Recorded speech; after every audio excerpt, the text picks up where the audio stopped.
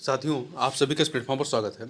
यहाँ पर हम लोग आगामी RO-ARO 2023 के लिए प्रैक्टिस सेट देख रहे हैं और इसी कड़ी में हम लोग आज के दिन मेक आइस कोचिंग संस्था के द्वारा जो टेस्ट सीरीज कराई गई है उसी में से एक टेस्ट को, जिसमें जीएस और हिंदी दोनों के प्रश्न हैं, इसको हम लोग पूरी व्याख्या के साथ देखेंगे। चलिए प्रारंभ करते हैं।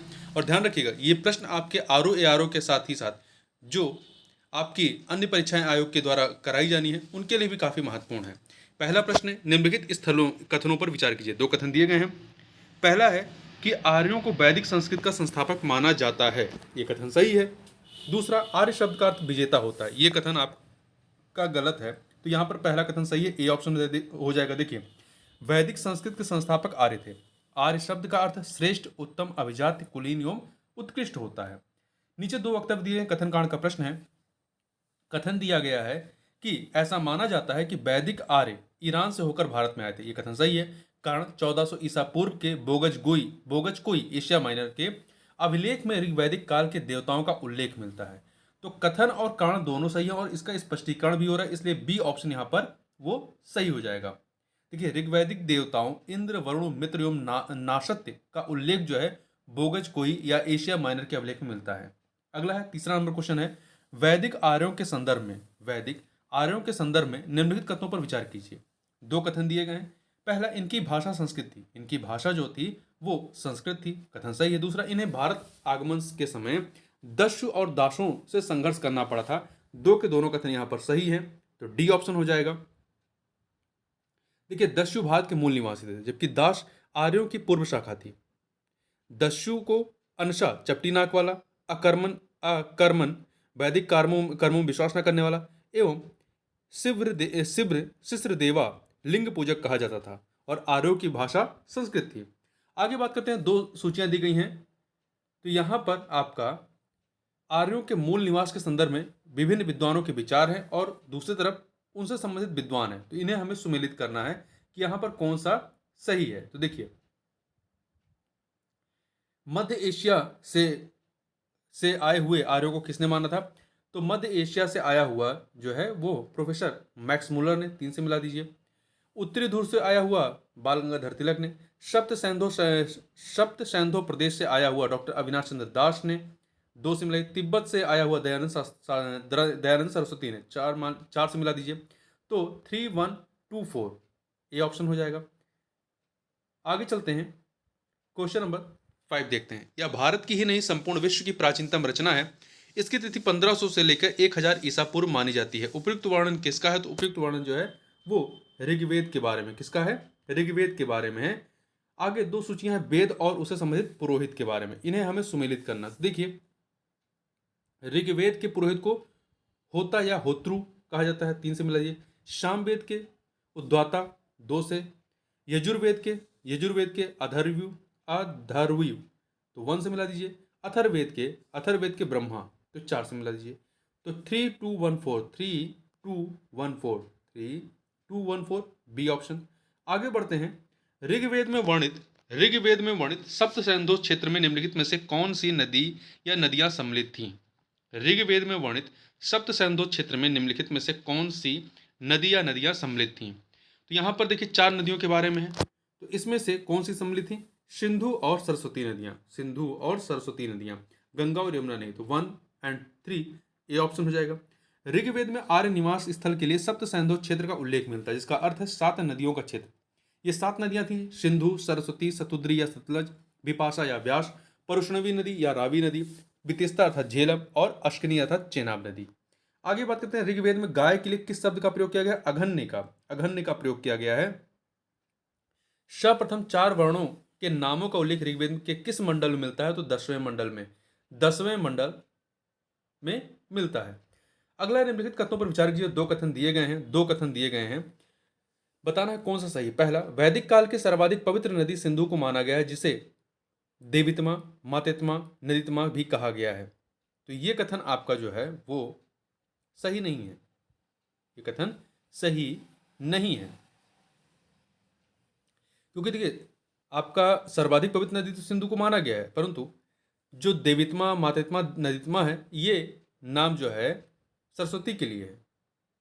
देखिए, आपका थोड़ा सा यहाँ देखें, वैदिक काल की सर्वाधिक महत्वपूर्ण नदी सिंधु को बताया गया, जबकि सर्वाधिक पवित्र नदी कौन सी है? सरस्वती। तो यहाँ सिंधु नहीं, सरस्वती होना चाहिए, और सरस्वती को ही देवीतमा, मातृतमा, नैतमा कहा गया है। तो पहला गलत हो गया। दूसरा, ऋग्वेद में यद्यप गंगा नदी का उल्लेख मिलता है किंतु यमुना नदी का उल्लेख नहीं मिलता। देखिए, ऋग्वेद में गंगा नदी का एक बार उल्लेख मिलता है, जबकि यमुना नदी का 3 बार उल्लेख मिलता है। तो ये कहना कि यमुना का उल्लेख नहीं है, ये गलत है। तो इसलिए यहाँ पे दोनों कथन गलत है, तो सी ऑप्शन हो जाएगा। आगे बढ़ते हैं, निम्नलिखित में से कौन सी सामवेद की शाखा या शाखाएं हैं सामवेद की? तो देखिए, कौथम, राणायनी, जैमिनी, ये 3 शाखाएं हैं। यहाँ देखिए, कौथुम, राणायनी और जैमिनी। ठीक है, तो यहाँ पर आपका डी ऑप्शन सही हो जाएगा। 1 2 3। थोड़ा सा सामवेद के बारे में और बात करें तो सामवेद भारत के प्राचीनतम ग्रंथ वेदों में से एक है। यह वेद संस्कृत शास्त्र की सबसे प्राचीन पुस्तक है और इसका पाठ उद्वाता नामक पुरोहित करते हैं। यह वेद 4 वेदों में आकार की दृष्टि से सबसे छोटा है। अगला है क्वेश्चन नंबर 12। इस वेद में अधिकांशतः यज्ञों और हवनों के नियम और विधान है। इस वेद में अधिकांशतः यज्ञों और हवनों के नियम और विधान है। इस प्रकार यह ग्रंथ कर्मकांड प्रधान है। तो ये किसके बारे में है? तो यह यजुर्वेद के बारे में है। कर्मकांड जो है, कर्मकांड प्रधान वेद कौन सा है? यजुर्वेद। तो देखिए, इस वेद में अधिकांशतः यज्ञों और हवनों के नियम और विधान है। इस प्रकार यह ग्रंथ जो है कर्मकांड प्रधान है। यह वेद गद्य और पद्य दोनों शैलियों में लिखा गया है। इसका पाठ करने वाले को अधूरी कहा जाता है। आगे बढ़ते हैं, 13 नंबर क्वेश्चन देखते हैं। ऋग्वैदिक कालीन समाज के संदर्भ में निम्नलिखित कथनों पर विचार कीजिए। 3 कथन दिए गए हैं, बताना है इस पर कौन सा सही है। पहला, इस काल में समाज की सबसे छोटी एवं आधारभूत इकाई परिवार थी, जिसका मुखिया कुलप कहलाता था। ये कथन आपका सही है। इस काल में संयुक्त परिवार की प्रथा प्रचलित थी, ये भी सही है। पहला, दूसरा सही है। तीसरा, इस समाज में बाल विवाह एवं सती प्रथा का उल्लेख भी मिलता है, ये कथन आपका गलत है। तो 1 2 सही है, 3 नहीं। देखिए, थोड़ा सा और पढ़ते हैं यहाँ पे। ऋग्वैदिक समाज जो है पितृसत्तात्मक था। सामाजिक संगठन का आधार गोत्र या जन्म मूलक था। समाज की सबसे छोटी एवं आधारभूत इकाई परिवार या कुल थी, जिसका मुखिया पिता होता था, जिसे कुलप कहा जाता था। पितृसत्तात्मक समाज के होते हुए भी महिलाओं को यथोचित सम्मान प्राप्त था। ऋग्वैदिक काल में संयुक्त परिवार की प्रथा प्रचलित थी। दादा, नानी, नाती, पोते आदि के लिए एक ही शब्द नप्तृ का प्रयोग होता था। ऋग्वैदिक काल में वर्ण व्यवस्था के चिन्ह दिखाई देते हैं। ऋग्वेद के 10वें मंडल में वर्णित पुरुष सूक्त में 4 वर्णों की उत्पत्ति का वर्णन मिलता है। इसके अनुसार विराट पुरुष के मुख से ब्राह्मण, क्षत्रिय भुजाओं से, वैश्य जांघों से एवं शूद्र पैरों से उत्पन्न हुए हैं। इस काल में स्त्रियां अपने पति के साथ यज्ञ कार्य में भाग लेती थीं। बाल विवाह, सती प्रथा एवं प्रदा प्रथा का प्रचलन नहीं था। पुत्रियों का उपनयन संस्कार किया जाता था। विधवा विवाह की प्रथा भी प्रचलन में थी। आगे बात करते हैं क्वेश्चन नंबर 14। अथर्ववेद के संदर्भ में निम्नलिखित कथनों पर विचार कीजिए। अथर्ववेद के संदर्भ में निम्नलिखित कथनों पर विचार कीजिए, इनमें से कौन सा सही है या से सही है। पहला, यह अथर्ववेद जो है वो गद्य और पद्य दोनों शैलियों में लिखा गया, ये गलत है। यजुर्वेद जो है वो गद्य और पद्य दोनों शैलियों में लिखा गया है। दूसरा, इसे ब्रह्मवेद भी कहते हैं, ये कथन आपका सही है। तो यहाँ पर बी वाला ऑप्शन हो जाएगा। देखिए, अथर्ववेद, इस वेद में देवताओं की स्तुति के साथ साथ जादू, चमत्कार, चिकित्सा, विज्ञान और दर्शन के भी मंत्र हैं। ब्रह्म विषयक होने के कारण इसे ब्रह्मवेद भी कहते हैं। यजुर्वेद, जबकि जो यजुर्वेद है, अथर्ववेद नहीं, यजुर्वेद गद्य और पद्य दोनों शैलियों में लिखा गया है। आगे बढ़ते हैं, ऋग्वैदिक काल के संदर्भ में निम्नलिखित कथनों पर विचार कीजिए। यहाँ पर 2 कथन दिए गए, बताना इनमें से कौन सा या से सही कथन है। इस काल में अनेक जनतांत्रिक संस्थाओं का विकास हुआ, जिनमें सभा, समिति तथा विदत प्रमुख हैं। इस काल में अनेक जनतांत्रिक संस्थाओं का विकास हुआ, जिनमें सभा, समिति तथा विदत प्रमुख हैं, ये कथन सही है। इस काल में सभा श्रेष्ठ एवं संभ्रांत लोगों की संस्था थी, जबकि समिति सामान्य जनता का प्रतिनिधित्व करती थी। दोनों कथन यहाँ पर सही है, तो डी ऑप्शन हो जाएगा। थोड़ा सा और बात करते हैं इसके बारे में। देखिए, इस काल में अनेक जनतांत्रिक संस्थाओं का विकास हुआ, जिसमें सभा, समिति तथा विदत प्रमुख हैं। इन संस्थाओं में राजनीतिक, सामाजिक, धार्मिक तथा आर्थिक प्रश्नों पर चर्चा होती थी। ऋग्वैदिक काल में महिलाएं भी राजनीति में भाग लेती थीं। सभा एवं विदत परिषदों में महिलाओं की सक्रिय भागीदारी थी। सभा और समिति राजा को सलाह देने वाली संस्था थी। सभा और समिति जो है राजा को सलाह देने वाली संस्था थी। सभा श्रेष्ठ एवं संभ्रांत लोगों की संस्था थी, जबकि समिति सामान्य जनता का प्रतिनिधित्व करती थी। समिति केंद्रीय राजनीतिक संस्था भी कहलाती थी। समिति जो है वो केंद्रीय राजनीतिक संस्था भी कहलाती थी, जो राजा की नियुक्ति, पदच्युत करने व उस पर नियंत्रण रखती थी। स्त्रियां सभा एवं समितियों में भाग ले सकती थी। आगे बढ़ते हैं। निम्नलिखित में से कौन सा या से ऋग्वेद का या के ब्राह्मण ग्रंथ हैं? ऋग्वेद के, तो ऋग्वेद के ब्राह्मण ग्रंथ जो हैं आपके कौन कौन से हैं? आपका इसमें कौतिकी ब्राह्मण, कौतिकी या संखायन ब्राह्मण, और दूसरा है ऐतरेय ब्राह्मण। ठीक है, कौतिकी और ऐतरेय। ऐतरेय तो 1 और 3, तो बी ऑप्शन हो जाएगा। देखिए, ऋग्वेद के ब्राह्मण ग्रंथ के बारे में बात करें। ऐतरेय ब्राह्मण, ऐतरेय ब्राह्मण में राज्याभिषेक के नियम दिए गए हैं, जबकि सांख्यायन या कौतिकी ब्राह्मण इस ग्रंथ में अन्य ब्राह्मण ग्रंथों की भांति मानवीय आचार के नियम और निर्देश दिए गए हैं। सामवेद के ब्राह्मण ग्रंथों में देखिए आपका क्या क्या आता है, तो इसमें पंचविश, ये जो तांड ब्राह्मण है, ये सामवेद का ब्राह्मण ग्रंथ है। इसे पंचविश ब्राह्मण भी कहते हैं, पंचविश षड्विश ब्राह्मण। इसके अतिरिक्त शाम विधान ब्राह्मण, वंश ब्राह्मण, मंत्र ब्राह्मण, जैमिनी ब्राह्मण इत्यादि। आगे बढ़ते हैं। निम्नलिखित में से कौन सा या से यजुर्वेद का या के ब्राह्मण ग्रंथ है? यजुर्वेद के, तो देखिए, यजुर्वेद के ब्राह्मण ग्रंथों में तैत्रीय है और शतपथ है। तैत्रीय और शतपथ 1 और 2। यहाँ हमने ऊपर देखा था कौतिकी और ऐतरेय जो हैं वो ऋग्वेद के हैं, कौतिकी ऐतरेय ऋग्वेद के हैं, जबकि तैत्रीय देखिए, ऐतरेय और तैत्रीय मिलता जुलता है, परंतु कंफ्यूज मत करिएगा। ऐतरेय जो है वो ऋग्वेद का है, जबकि तैत्रीय ब्राह्मण जो है वो यजुर्वेद का है, तैत्रीय और शतपथ ब्राह्मण। ठीक है, तो 1 और 2। जबकि आपका जो गोपथ ब्राह्मण है, गोपथ अथर्ववेद के ब्राह्मण ग्रंथों में आता है, गोपथ ब्राह्मण। आगे बढ़ते हैं।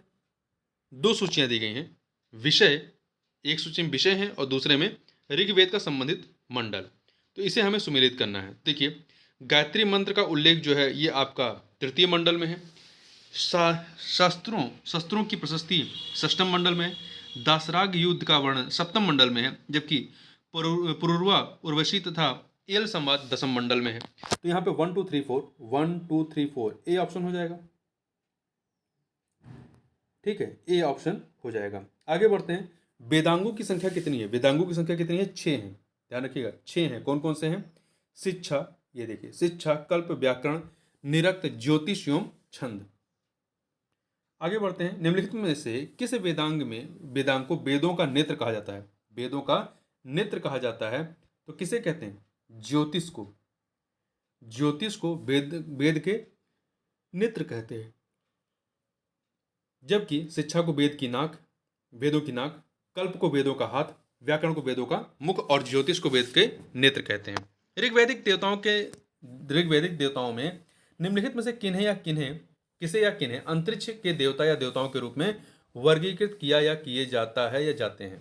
तो इसमें देखिए, जो मरुत हैं, मरुत, इन्हें अंतरिक्ष के देवता कहते हैं। अंतरिक्ष के देवता में इंद्र, रुद्र, मरुत, वात, पर्जन्य आते हैं।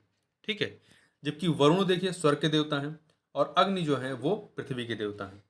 आगे बढ़ते हैं।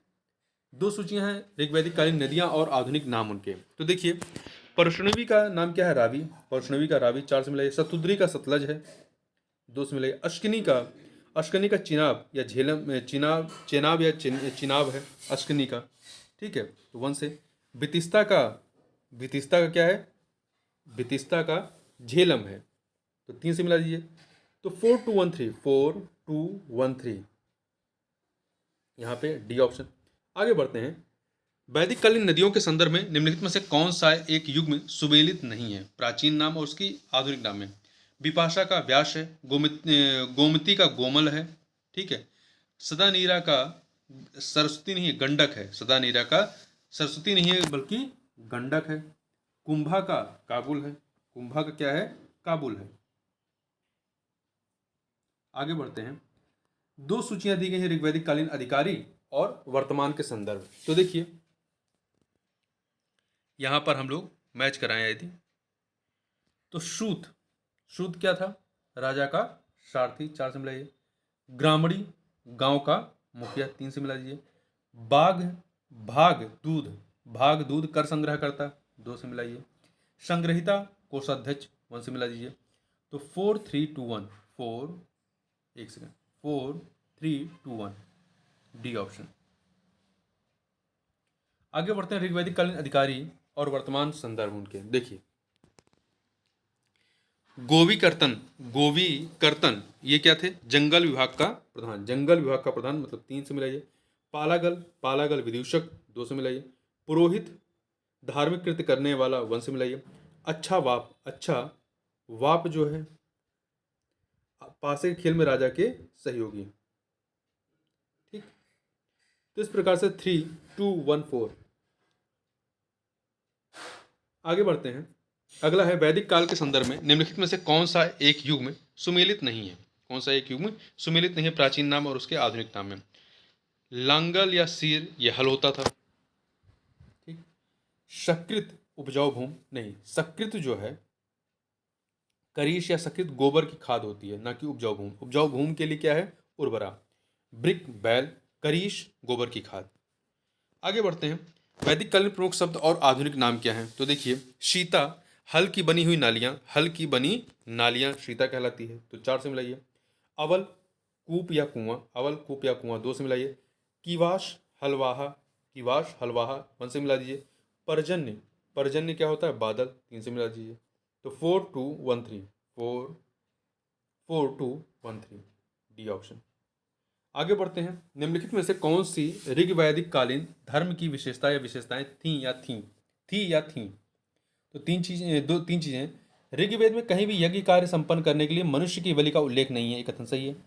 ऋग्वैदिक ऋषियों का जीवन के प्रति दृष्टिकोण पूर्णतया आशावादी था, ये भी सही है। देवताओं की स्तुति का उद्देश्य मोक्ष की प्राप्ति था, ये कथन गलत है। पहला दूसरा सही है, टी वाला सही नहीं है। ठीक है, तो देखिए आगे बढ़ते हैं। क्वेश्चन नंबर अगला जो है, देखिए देवताओं की इसमें स्तुति जो की जाती है, यहाँ कहा गया है ना 30 में, देवताओं की स्तुति का उद्देश्य मोक्ष की प्राप्ति नहीं। देवताओं की स्तुति का जो उद्देश्य था वो भौतिक सुखों की प्राप्ति था, ना कि मोक्ष की प्राप्ति। अगला क्वेश्चन है वैदिक कालीन शब्द प्रमुख शब्द और आधुनिक नाम क्या है? जैसे जैसे तक्षण, तक्षण क्या होता है? बढ़ई, 3 से मिलाइए। भिषज, भिषज क्या होता है? वैद्य, 1 से मिलाइए। कुशीद, कुशीद आपका ऋण लेने व बलि देने की प्रथा, कुशीद ऋण लेने या बलि देने की प्रथा 2। अनश बैलगाड़ी, 4 से मिला दीजिए। तो 3 1 2 4, 3 1 2 4, ये ऑप्शन। आगे बढ़ते हैं। निम्नलिखित में से किसे निकृष्टतम विवाह कहते हैं? सभी वेदों में इसकी निंदा की गई है। तो जो पैशाच विवाह होता है, पैशाच विवाह, इसकी सभी ने निंदा की है और निकृष्टतम विवाह माना जाता है। स्मृतियों, धर्मशास्त्रों और कौटिल्य के अर्थशास्त्र में 8 प्रकार के विवाहों का उल्लेख है। ब्रह्म विवाह, दैव विवाह, आर्ष विवाह, प्रजापत्य विवाह, गंधर्व विवाह, असुर विवाह, राक्षस विवाह और पैशाच विवाह। ठीक है, पैशाच विवाह। तो यहाँ पर कौन सा निकृष्टतम है? वो है आपका पैशाच विवाह। आगे बढ़ते हैं। अगला है निम्नलिखित कथनों पर विचार कीजिए। 2 कथन दिए गए हैं। पहला, बलि ऋग्वैदिक काल में राजा को दिया जाने वाला स्वेच्छाचारी कर था, जो उत्तर वैदिक काल तक आते आते एक नियमित कर हो गया था, ये कथन सही है। और इसकी मात्रा कितनी थी? 1/6 भाग, 1/16 भाग होती थी। दूसरा, निष्क जो ऋग्वैदिक काल में स्वर्ण आभूषण था, उत्तर वैदिक काल में मुद्रा माना जाने लगा, ये भी सही है। तो पहला दूसरा दोनों सही, इसलिए डी ऑप्शन हो जाएगा। निम्नलिखित में से कौन सा या से कथन सत्य है या है? 3 कथन है। पहला, प्रसिद्ध वाक्य अस्तोमा सदगमय कठोपनिषद से लिया गया नहीं, अस्तोमा सदगमय ऋग्वेद से लिया गया है, जबकि सत्यमेव जयते मुंडकोपनिषद से लिया गया है। तो पहला आपका सही नहीं है, दूसरा सही है। तीसरा, मोक्ष की चर्चा सर्वप्रथम उपनिषद में मिलती है, बिल्कुल। तो यहाँ पे दूसरा और तीसरा सही है, दूसरा तीसरा सही है, सी ऑप्शन। आगे बढ़ते हैं। 33 नंबर क्वेश्चन देखते हैं। निम्नलिखित कथनों पर विचार कीजिए। 2 कथन दिए गए हैं और बताने इनमें से कौन सा या से सही है। ठीक है, देखिए पहला है आपका कि पहला कथन है कि अध्यात्म ज्ञान संबंधी एवं नचिकेत संवाद मुंडकोपनिषद में मिलता है, नहीं मुंडकोपनिषद में नहीं, कठोपनिषद में मिलता है। ठीक है, तो पहला गलत हो गया। दूसरा, कठोपनिषद में यज्ञ को एक ऐसी नौका कहा गया है में जिस पर भरोसा नहीं किया जा सकता है, तो ये कठोपनिषद में नहीं बल्कि मुंडकोपनिषद में कहा गया है। ठीक है, मुंडकोपनिषद को यज्ञ को एक ऐसी नौका कहा गया है जिस पर भरोसा नहीं किया जा सकता है, तो 2 के दोनों कथन गलत हैं। D option. निम्नलिखित में सत्य कथन कौन सा है? कौन सा कथन जो है वो सत्य है? तो देखिए, सूदखोरी एवं महाजनी का सर्वप्रथम उल्लेख शतपथ ब्राह्मण में मिलता है, ये कथन सही है। दूसरा, चांदी का सर्वप्रथम उल्लेख ऋग्वेद में मिलता नहीं, चांदी का सर्वप्रथम उल्लेख जो है अथर्ववेद में मिलता है। किसमें मिलता है? ध्यान रखिएगा, चांदी का सर्वप्रथम उल्लेख जो है वो अथर्ववेद में मिलता है। निष्काम कर्म सिद्धांत का प्रथम प्रतिपादन ईशोपनिषद में किया गया है, ये कथन आपका सही है, तो पहला तीसरा सही है, इसलिए बी ऑप्शन हो जाएगा। अगला है, निम्नलिखित कथनों पर विचार कीजिए। दो कथन दिए गए हैं, बताना है इनमें से कौन सा या से सही है। उत्तर वैदिक काल में भी कर्मकांडों का उद्देश्य मूलतः भौतिक सुखों की प्राप्ति करना था।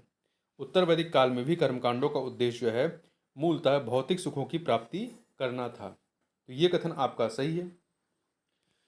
सर्वप्रथम सामवेद में पुनर्जन्म सिद्धांत का उल्लेख किया गया, ये कथन गलत है, क्योंकि सर्वप्रथम जो है शतपथ ब्राह्मण में पुनर्जन्म के सिद्धांत का उल्लेख किया गया था। ठीक है, तो यहाँ पे पहला आपका जो है वो सही है, दूसरा गलत है, तो ए ऑप्शन हो जाएगा। देखिए, आरण्यकों में वैदिक कर्मकांडों की निंदा की गई, इसमें यज्ञ एवं बलि की अपेक्षा तप पर बल दिया गया है।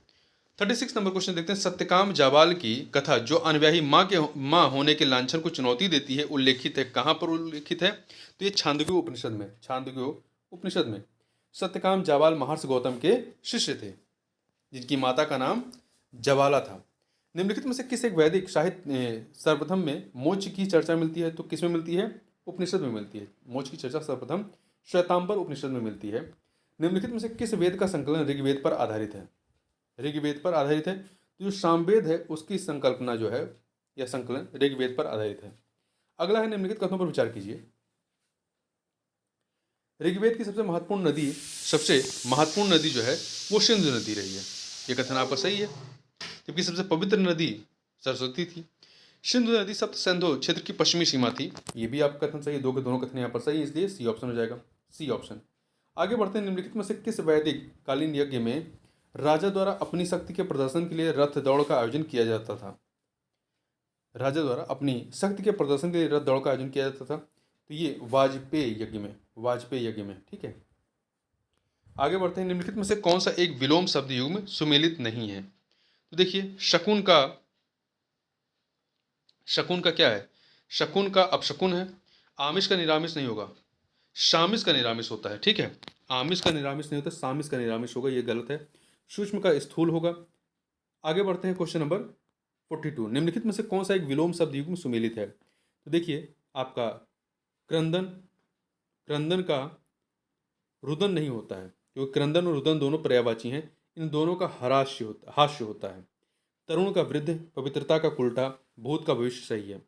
निम्नलिखित में से कौन सा एक शब्द मनुष्यता का विलोम है? मनुष्यता का विलोम जो है, मनुष्यता या मानवता का विलोम पशुता, निरंसता और दानवता, ये तीनों अर्थात उपयुक्त सभी डी ऑप्शन। निम्नलिखित में से कौन सा एक विलोम शब्द युग में सुमेलित नहीं है? मिथ्या का असत्य होगा, योगी का जोगी नहीं, योगी जोगी दोनों समानार्थी हैं। योगी का भोगी होगा, अग्नि का जल, पंडित का मूर्ख। आगे बढ़ते हैं। निम्नलिखित में से कौन सा एक विलोम शब्द युग में सुमेलित नहीं है? कौन सा एक विलोम शब्द युग में सुमेलित नहीं है? ज्ञानी का विज्ञानी नहीं होगा, ज्ञानी का अज्ञानी होगा। ठीक है, अनाथ का सनाथ, अर्पण का ग्रहण, अथ का इति हो जाएगा। आगे बढ़ते हैं। निम्नलिखित में से कौन सा एक विलोम शब्द युग में सुमेलित नहीं है? अस्त का उदय सही है। अगम का गोचर नहीं होता, अगम का सुगम होता है। अपेक्षा का उपेक्षा। आगे बढ़ते हैं। निम्नलिखित में से कौन सा एक अभिज्ञ का विलोम है? अभिज्ञ का, तो अभिज्ञ का विलोम जो है अनभिज्ञ होगा। क्या होगा? अभिज्ञ या विज्ञ का विलोम जो है अनभिज्ञ होगा, जबकि विज्ञ जो है विज्ञ, ये अज्ञ का विलोम है, और प्रज्ञ जो है वो मूढ़ का विलोम है। आगे बढ़ते हैं। निम्नलिखित में से कौन सा एक विलोम शब्द युग में सुमेलित नहीं है? तो आप देखें, अकाल का सूखा नहीं होता, अकाल का सुकाल होता है। जबकि आयात का निर्यात सही है, अधम का उत्तम सही है, अमर का मर्त सही है, तो यहाँ पर ये वाला सही नहीं है। आगे बढ़ते हैं। निम्नलिखित में से कौन सा एक विलोम शब्द युग में सुमेलित नहीं है?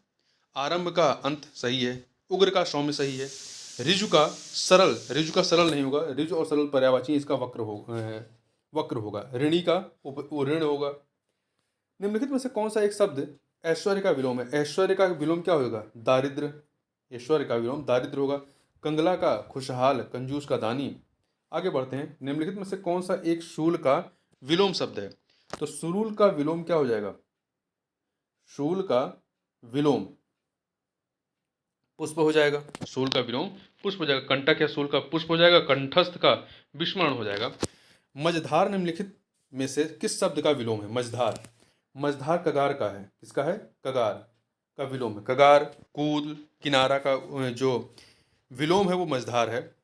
निम्नलिखित में से कौन सा एक विलोम शब्द युग्म सुमेलित नहीं है? कौन सा एक शब्द युग्म सुमेलित नहीं है? तो देखिए, कंपन का स्थिर होगा। कटुता का उदार नहीं होता। कटुता का माधुर्य मधुरता होता है। कटुता का मधुरता होता है। कटुक्ति का शुक्ति होगा। कटुक्ति का शुक्ति होगा। और कठोर का कोमल होगा। कट्टर का उदार होगा। आगे बढ़ते हैं। निम्नलिखित में से कौन सा एक विलोम शब्द को सुमेलित नहीं है? एक कथन का कपट नहीं होता। कथन का चुप्पी होता है। कथन का चुप्पी होगा। कथ्य का अकथ्य होगा। कद्यदान का नाकद्र होगा। कनिष्ठ का वरिष्ठ हो जाएगा।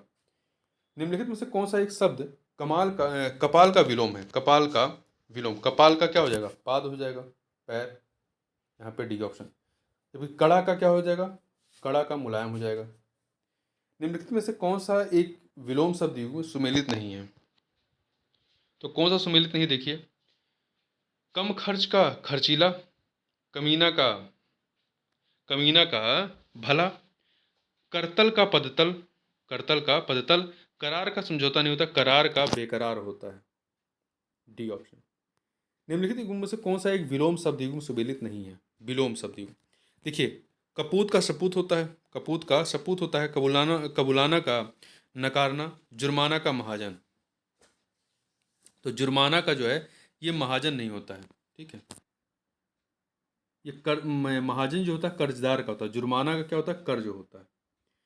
कर्ण कटु का कर्ण प्रिय होता है। तो यहाँ पे सी वाला सही नहीं है। आगे बढ़ते हैं। निम्नलिखित में से कौन सा एक शब्द कलंक का विलोम है? कलंक का विलोम कौन सा है? तो देखिए, कलम का विलोम क्या हो जाएगा? निष्कलंक हो जाएगा। जबकि कर्मशाला का विश्रामशाला, कर्मशील का कर्महीन हो जाएगा। निम्नलिखित में से कौन सा एक विलोम शब्द युग्म सुमेलित है? सुमेलित नहीं है। तो देखिए, कलकल का शांत, करीना का बेढंग, करुण का निष्ठुर, गजब का गजब और विशिष्ट दोनों ही समानार्थी हैं। गजब और विशिष्ट का क्या हो जाएगा? सामान्य। ठीक है, डी ऑप्शन। अगला है, गठियाना का सही विलोम क्या है? गठियाना का खोलना। गठियाना का सही विलोम क्या हो जाएगा? खोलना। ग्राम्य का शिष्ट, गठित का गठित, गठियाना का खोलना, गठीला का ढीला, कृष्ण का स्थूल।